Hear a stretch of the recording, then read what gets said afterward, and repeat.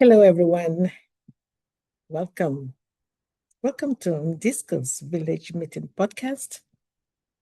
This is your hostess, Dr. Marcellina and Ndidi, M.OPARAOJI, warmly welcoming you to our episode 27 of Series 3 of the podcast. This is where we talk about Africa, society, and culture, and everything about it. And things that are external to us, things that are within us that we want to share with the world. And most of that, the stuff we discuss are to adapt maybe to the changes that are occurring in our life cycles, as well as adopting the ones that come from outside and that will suit us. And we're hoping to change some of the old narratives of just borrowing from others and thinking that that's the best of life. So today we are embarking on a topic that I think every parent will relate to. And this came about the fact that I was talking to a friend, and as we were talking about the day-to-day life, work, family, children especially, and the changes that are going on around us. This particular day, and that happened not too long ago, as we were talking, one of the children of my friend was crying at the background. And actually, this friend also is my goddaughter in marriage. And the little daughter, 6 year old, was wailing at the background. And I was curious because that's such a sweetheart in most cases and most of the time.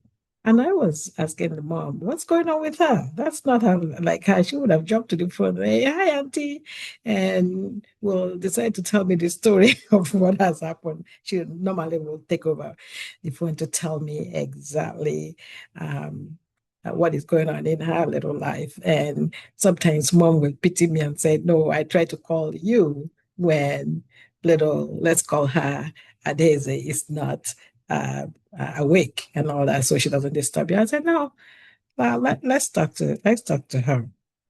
But this on this day, she was like crying, frantically at the background. And I was asking them, what happened? What's going on? It appears that she was assigned to do a simple chore in the house at her age level. But she didn't want any part of that. She wanted somebody else, because she's like in between, to do the chores, and she didn't want anything to do with that. And apparently, she's used to other people doing stuff for her. But I think at this point, mom is trying to start getting her into the groove of the dynamics of the family to start doing some things, which I think is really great. But she wasn't having any part of it. So I called her to the phone. Mom gave the phone. There's a worse going on. She's like, I don't know why they want to make me a slave in the house. They want me to do this and that. I cracked up. And so as we started talking, one thing I have learned listening to these kids sometimes is that you don't just tell them to do. You got to give them a little reason as to why they are going to do what you're asking them to do, or um, what is in it for them. I always talk about this WIFM. What is in it for me? WIFM. The generation, whether it's Gen Z or millennium or Gen Alpha, they all are now growing in the aspect of what am I getting from it?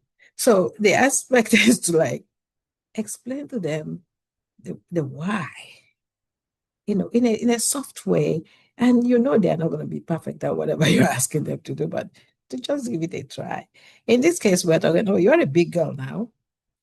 You can help out. Just do as best as you can, and it gets better tomorrow. Some kind of sweet talk. You're not begging them, you're not begging them. They're gonna do it. whatever they like it or not, but it is the tone. So that got me thinking. And eventually, I think she got now into the routine of it. But it got me thinking when we ask our children to do chores, and I will bring the topic up so that hopefully this time it's going to show. Um, um, it's going to talk to us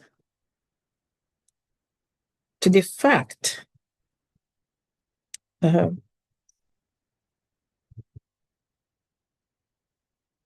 as African parents, if asking our children to do household chores is hurting them or helping them. And if this question can be answered either ways, the old person in the house, we elders, that's what I call it. We that we're brought up in the when would it automatically jump in and say, oh, he's gonna help them, it's gonna be good for them. But you see a few also know it's gonna hurt them. But it all depends. The who, the when, the how, the what. And I always say, if you can answer all those questions around, you are just and you are fair. So let's look at that way. So my question is, as African parents, when we ask our children to do household chores, and just in the case of little Adeze saying that it's slavery for her, are we really turning them into household maids, slaves, or helpers? Because they're part of the family. When I wrote my book that started all this with an African child in America, it's one of the chapters talked about family dynamics and how we help as a little tiny community. And it's not just in diaspora or anywhere else, America, UK, or Canada.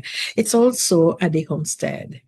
You know, whether you are in Owerri or in Timbuktu, or you are somewhere in the pyramids of Egypt. It's the same thing all over Africa that we don't lose track of this. And let me start by taking us to thinking about our children. I think I missed the why or the Whitney. Whitney's greatest song, in my opinion, is the greatest love of all. When she sings that, you could go back and read that, believing in the children of our future. We have to teach them well and let them lead the way.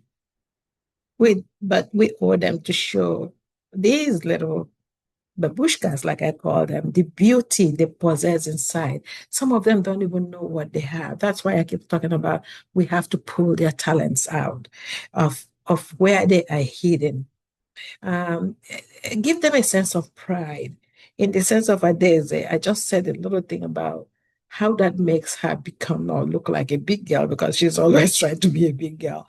And maybe that's sold it, I don't know. But that giving them that sense of pride, make life easier, make the thinking for them easier. When they laugh, when they're happy, you will see that the song in their laughter, And that reminds us also how we used to cherish those moments when we think we can contribute. Um, and when she was telling us about not walking in anybody's shadows, what we are doing is preparing these young ones not to walk in anybody's shadows. Because eventually, if they learn the little things to do, they are learning new skills. They are learning survival. Is a part of a survival kit that tomorrow nobody will brag to them on that because they already have that. They may not do it every day or after, but they've learned how to do that. If they fail or if they succeed, okay, they have a belief in themselves. And no matter what anybody takes away from you, the beauty of the outside, the money, the freedom and everything, you know. There are certain things nobody will ever take from you, what you've already learned, and that's part of your dignity. Okay. So when we hear this song, we always think, oh, Whitney is talking about the love that we all call Love, love. No, it's talking about the love you have of yourself, which is the greatest love of all, is the one I have of myself. The one that nobody will give you from outside, but is pulled from within. So this is what we are talking about today. Okay. So going into there was a story in one of the write-ups that I was reading like 2 or 3 days ago. This guy and the wife came back, and the nanny left, and they were looking for their little 5-year-old, and she was in the corner of the kitchen mopping, with her little mite carrying big broom and mopping around. She greeted them, but continued to mop. And they were wondering where she was, and nobody said anything to her. Then, after a few minutes, she came to them and hugged them and welcome. And they were asking, well, why are you? I think her name was Sarah. They're like, Sarah, how are you doing? She said, I was mopping the kitchen. And they said, oh, who asked you to do that? I said, nobody. So the following day, they saw her, picking up her own toys that she never did before. They were asking her, why are you doing that? She said, nobody. I thought, to myself, I should help a little bit with the family, since everybody else also does something about that. So the story they were telling was that now that Sarah, that was when Sarah was 5, now Sarah is around 11, and Sarah is so helpful in doing chores in the family. She wasn't forced to do this. She was encouraged, but then she saw her parents doing all that. And when they asked her, why did you continue to do this? She's like, because I wanted to help you all, because everybody was doing something. So she observed what was going on, and she had to do. So let's talk about chores. Why is it so important to help these children do chores? And I'm of the opinion that no chores hurt the children, they help. And again, we got to look at it from the point of view of, are they appropriate chores? Because when we fail, and we're going to talk about that, it's not how or what, it's what we are asking them to do at what age. We're not relegating our duties. We are just, making sure we pass that legacy of them being able to do what they can do. So let's look at some of the pros of really encouraging our little ones to do chores. And I don't care where they are in the world. Okay. So because the reason given most of the time is that raising a responsible and family-centered, independent child or young adult, starts from, very, very young age. And again, unconsciously, they start, taking into consideration what I asked of them or what they observe to do, especially when mom or dad are engaged in doing these chores. They will think or believe, oh, this is something we got to do. So number one benefit from encouraging our children to do chores, it's building life skills. We are helping these little, people, like I call them, to build life skills. And it's just not our girls, it's also our boys. At the younger age, the schools of thought out there is that you should not really discriminate a whole lot of, oh, give this person a Barbie a doll, or give this person a truck because no, expose them to whatever is going on there. within their age limit. So they will then, society assigns masculine, feminine, but at an earlier age, they don't even really know the left and the right from their right. Some things like cooking, cleaning, um, all these help, putting away your toys, your books, making your bed, something simple as, making your beds. These are time management. So, for example, in the morning, before they go to school, okay, make sure you make your bed, check. Did you bring out your school uniforms before? And I check. At age of 5, even before preschool, they can do all that.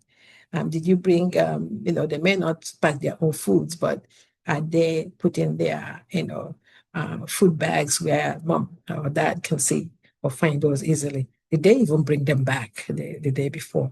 So all these teach what? Time management. See, that time management that in corporate offices or at your other places of work that are called for, it does start at old age. It starts from the scratch. The other benefit is that it fosters empathy and teamwork. Okay. These two, teamwork, empathy, are very crucial skills for life. Okay. Because eventually you will always work with people in the adult life. Even if you're working for yourself, you will work with people. So these aspects help them develop gratitude for they do for what others do for themselves or for others. So that's appreciation for, okay, if we work it together, I'll see what you do and you can see what I do. And together we appreciate what we bring to life. It's still a sense of community. Okay? We're all in this together.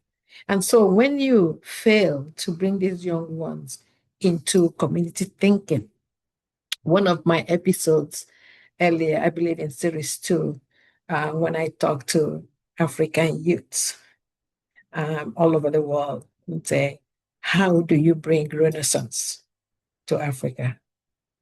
Again, when one of them was asking question, the question was, how could we bring Renaissance to Africa when we won't even know what the Genesis is? The adults don't bring us to the table early enough to let us know what Africa's problem is. So how do we solve Africa's problem without it? So the same case with Nigeria, with the same case with my community that everybody knows, Mbise. How do you bring these young ones to start talking about the problems when they don't even know what the problem is or how to solve it, when they don't know what the problem is or when it all started? So it goes back to that young age, not to be pushed aside, but to be incorporated into the whole thing. Number 3, another benefit for, encouraging these young ones to do chores in the house is boosting of confidence. You could see them being able to do something. I don't know about you, but even, in adulthood, when you learn to do something, your eyes pop open and the aha moment happens. Light bulb goes up. And that's what it is also for the young ones. It boosts their confidence that they can do stuff. It gives them a sense of pride, like in the song, a sense of pride that this is mine. I own it. I know I own the skill. I own the knowledge. Cannot be overemphasized. Self-efficacy. I can do this. I can learn from my mistakes. I can go back. So when Adeze and Sarah and everybody else, or John, um, uh, uh, Wokeke, are doing these dishes and all that, they are not going to be perfect. Believe me, you'll still find specks of food on the plates they said the dishes they said they washed. But guess what? The most important thing is the attempt. And then you go back as a mom or dad or the parent to say, okay, this is how it could be done next time. Look at the spot. Don't just brush it. Oh, you did a good job, No. Praise first. and then show them the little mistake that were, or mistakes, if there are many, that are made, so that next time they will learn from that. And believe me, this with consistency, they will learn and make it better. The fourth one is a long-term success comes from this. You know, Harvard research has linked performing chores in childhood to greater professional success, life satisfaction, and happiness in adulthood. Marcellina didn't write this. This is from Harvard School research. They link the chores that we forget to ask these young ones to do growing up to success in adulthood. Because I talked about time management, discipline, like satisfaction, efficacy, all these words come up as they learn to do, relearn to do, correct mistakes as they go, and do those chores within the time period that they have, and maybe do it every day and put varieties in them. That's what life is all about. So research is being done on that, teaching them that being part of the family, um, everyone contributes. And again, I refer you to my chapter of family and extended family in my tiny little book, Raising a Child in America. It has that says, when the children do what they do, they feel fulfilled because whatever they think they are doing, it contributes towards the wellness of the family. Even just little Emeka fetching water, bringing a bottle of water, bringing the onions from the pantry to help in cooking food, wiping the drop of water on the floor so nobody falls. All these little things shouldn't be far-fetched, and they should be part of this little one growing up. Now, having said that, I also have another one, and this one is structure. Number 6. Remember, we've talked about number 1 being building life skills, where whatever they do is lifelong. It benefits them on the long run. Number 2 is fostering empathy and teammate or teamwork, working with teammates and teamwork. And number 3, boosting their confidence. It's a confidence booster. And number 4, long-term success. That is where the Harvard study showed that doing that will also translate into work adulthood. And number 5 is teaching them that they contribute towards family wellness. Is part of the dynamics of being a family. And this last point is that number 6, when we do that, when we ask them to do their little chores and age-appropriate chores, that's what I would call them, we give them structure. The word structure is huge, okay? This is what these young little ones crave. Every one of us craves structure, but for them, it is the foundation. And it's not just that people came up with that. Even Center for Disease Control and Prevention, according to them, they have shared that structure helps parents and their kids. The kids feel safe and secure because they know what to expect. So if you see some parents having on the wall, whether electronically or by chalk or pen, if they have many more children in the homes, each child and the task or the chores next to their name, so that it's checked every day. Or people have very good functioning electronic versions where the child goes and ticks and it goes. And Other people are told by word of mouth, and they remember what they have to do, or their siblings remind them of what they have to do. And holding each other responsible, or every member of the family responsible to each other, will also always help, because when one person's chores fails to be done, there is a drop in the quality, the dynamics of the whole family. That's responsibility.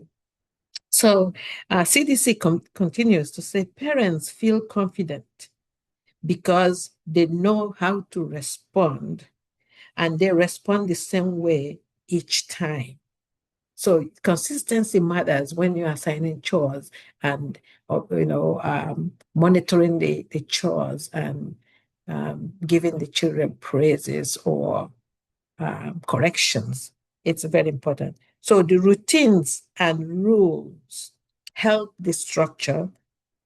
It helps structure the home, and it helps make life more predictable.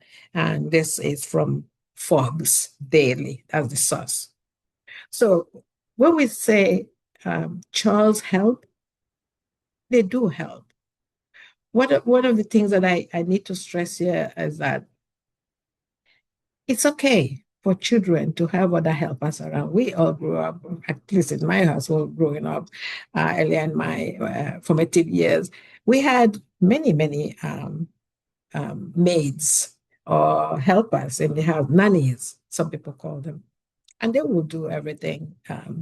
But one of the things my mom will say to them that, no, show her or him how you are doing X, Y, Z. Even if they do it for 1 or 2 minutes, they are learning. And yeah, for every child, there is also resistance, like, why would I be doing your work, or I don't want to do it. But eventually, it depends on also the approach of the nanny to, like, okay, let me show you this or that, and they, in a fun way. It's teaching. So when people engage nannies, you engage ones that will teach your children, not forcefully. And again, it depends on how you treat your nanny, because if you're mean to your nanny, they're going to be mean to your children. That's the natural, process or progress of things. So we have watched, even in movies and everything, nannies being told to do everything and the children not doing anything. And it's worse off in Africa, where we have this class, play, where parents who have now more than 2 pennies in their pockets think, oh, the world is, they're sitting on top of the world, and the children cannot even take the dishes off of the table after eating. The nannies will clear them, and they will call nannies to get them water, or even sometimes call nannies to come and get them the remote control sitting next to them. We are not helping them. We are really spoiling these children, because you can see that also in their parents. Parents cannot move. They call nannies and everything, not even being able to do anything for themselves. And that is why when you get helpless as a parent, the nannies own your life. You can't do anything without them. It's okay to be a little bit distressed with the nanny help. But when they understand that you can do what you're asking them to do, you're just paying them to help and do it.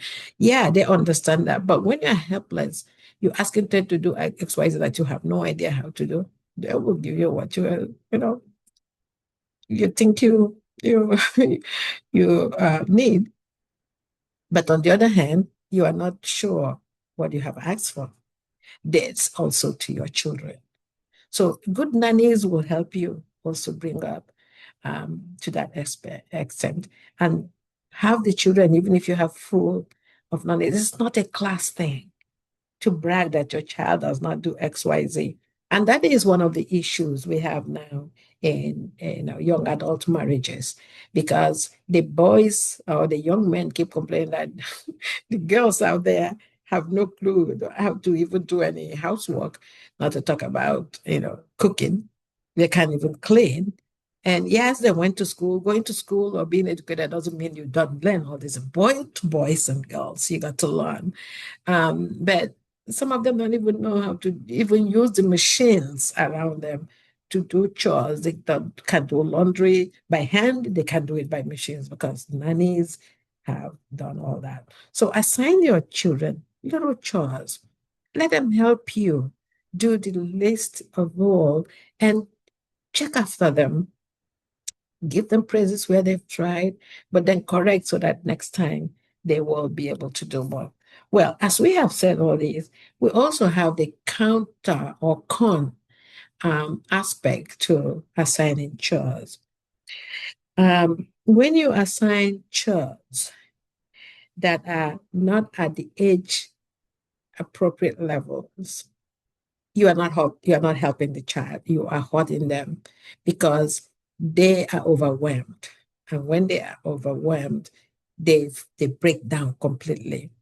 So the idea, the school of thought is there is to start from little age, introducing a little bit tougher and tougher ones as they go, and not assigning at the same time. When you have siblings of different ages, be careful of power struggle. And how you assign those chores in order not to create, um, um, sibling rivalry, because that can come out to look at, oh, you like this one better or you don't like. And this is where it's called for people to rotate the chores, rotating at the age level what they can do, so that when the other group get to that age, they go to the next level to be able to do what John at 7 did. Mary that came up to 7 years now will be able to do that, while John can go up to, Adams that did what they did at 9 years old. So, the gradual procession or progression of these chores will ensure good and healthy growth and learning.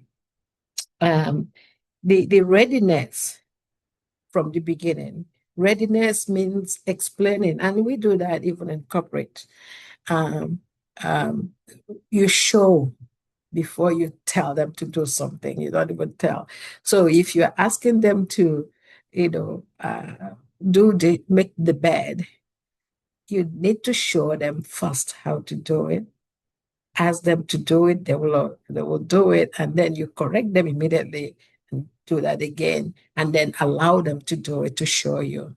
And check on them every day if they have questions. Oh, I did it, because they'll forget. They are small brains, they have so much going on. But eventually they become experts in what they do. You can't begin imagine our young boys who can make the mean chicken nowadays, because they are in the kitchen, they're talking to you in the kitchen. And as they are talking to you, they're observing what you're doing. So the idea is not to let your young ones sit in the living room watching TV while you are cooking.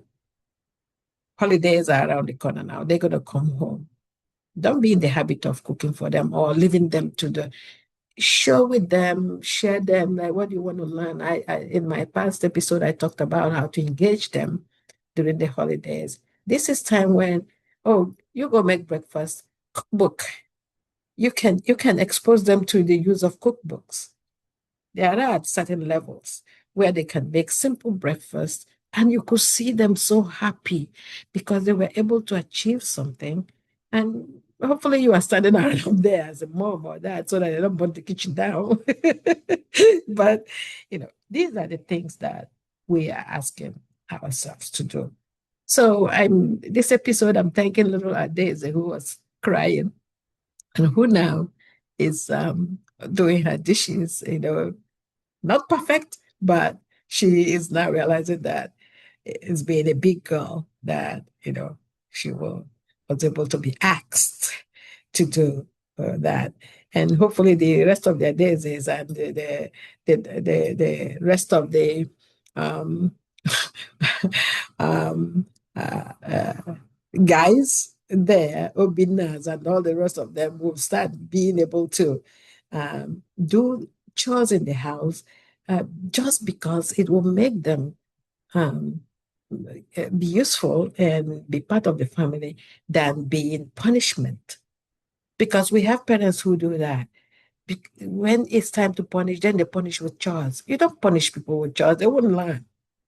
When you punish people with chores, I had an episode on how we throw away the rod and throw away the child or something to that effect. We spare the rod and all that, corporal punishment and all that. When you are punishing a child with chores, the outcome is never good because then they have this phobia to do chores. And let's A be A and B be B, separate them. Okay? So I hope with this episode we can rethink our stand on assigning our young ones chores at the appropriate level, starting from the beginning. We start by them putting away their toys as soon as they finish. Somebody else cannot be doing that for you. But then it has to be at a time when they can learn to do so. As we, teach them to brush teeth and wash hands and put stuff in trash, that's also how we gradually teach them how to do other things for the benefit of the family. This is not time to feel that you are now big because you have money in the bank and you have status in the society, so your children cannot do chores because you have 20 nannies, because you have maids crawling all over the place. They can't even take their plates of the dining table to put in the sink or put in the washing machine and all that. So a dishwasher, sorry.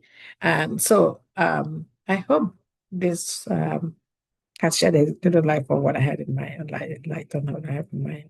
Again, we must remember Whitney Houston's song that said that we need to do all we can to build that love that children need to have inside, love themselves. And by doing so, we are doing what we got to teach them the way of the future by helping them bring out the best they possess inside, their little talents and all that. And on that note, I thank you for listening again. And I am really requesting that you subscribe, share this. My podcast is now almost everywhere. And you can listen to them audio version or YouTube version. Okay? On the end, God bless.